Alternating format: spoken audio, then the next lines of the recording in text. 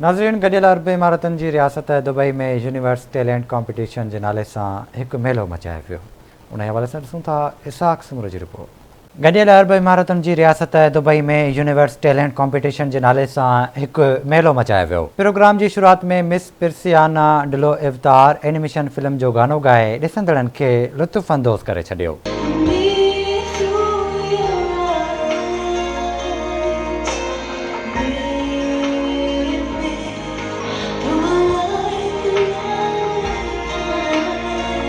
ये कॉम्पिटिशन हर साल मुनक़द कियो वेंदो आहे, जंहिंमें अदाकारी, डांस, आवाज़ जो जादूगर, मॉडल, म्यूज़िशियन ऐं वोपिन एक्ट सां लॻापियल माण्हू हिसो वठंदा आहिनि। हिन कॉम्पिटिशन में हर हिकु हिसो वठंदड़ उम्मीदवार ऑनलाइन फॉर्म जमा कराईंदो आहे, जंहिंजी सिलेक्शन कमेटी पाण मुरादो चूंडे प्रोग्राम में दावत ॾींदी आहे। सिलेक्शन कमेटी हीउ प्रोग्राम दुनिया जे मुख़्तलिफ़ शहरनि में मुनक़द कंदी आहे ऐं फाइनल राउंड खटंदड़नि खे इनाम ॾिना वेंदा आहिनि। Today I'm going to perform on the stage and I'm one of the judges. I'm from UAE and actually I'm a filmmaker and producer and a singer. I'm here in Dubai. I'm going to judge today and I'm excited to see these new aspiring artists out of Dubai.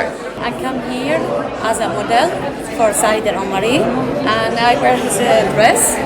So yeah, and I come here for a competition and it was so amazing today. I'm here to attend this event because new voices are going to be like I hope to be great voices tonight. I'm really happy to be here because these ladies and gentlemen are gifted to give this nice voice entertainment things, and I wish them all the luck.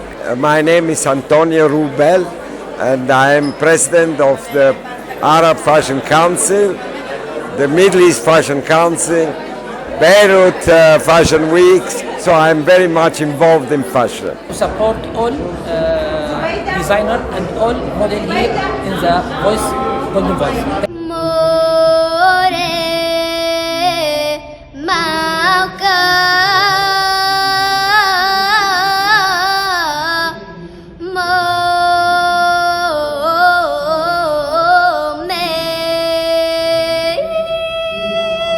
Golden voice Hollywood 2 Dubai जे नाले सां हिन मेले जो final mall of Emirates जे हिकु theatre में थियो, जंहिंजो इफ़्तिताह दुबई जे लोकल शेख मंसूर कयो। हिन मेले में जंहिं मुल्कनि हिसो वरितो उन्हनि में मुतहिदा अरब इमारतुनि, पाकिस्तान, बुल्गारिया, यूक्रेन, फ्रांस, तुर्की, कैनेडा, भारत, फिलिपाइन, कुब्रस, पोलैंड, उज़्बेकिस्तान, ऑस्ट्रेलिया, ॾखण अफ्रीका, रूस ऐं काज़किस्तान हुआ। मुक़ाबले में जेके जज पंहिंजूं ख़िदमतूं सरअंजाम ॾेई रहिया हुआ उहे पंहिंजे पंहिंजे फील्ड में वञता माणींदड़ ऐं एवॉर्ड याफ़्ता हुआ।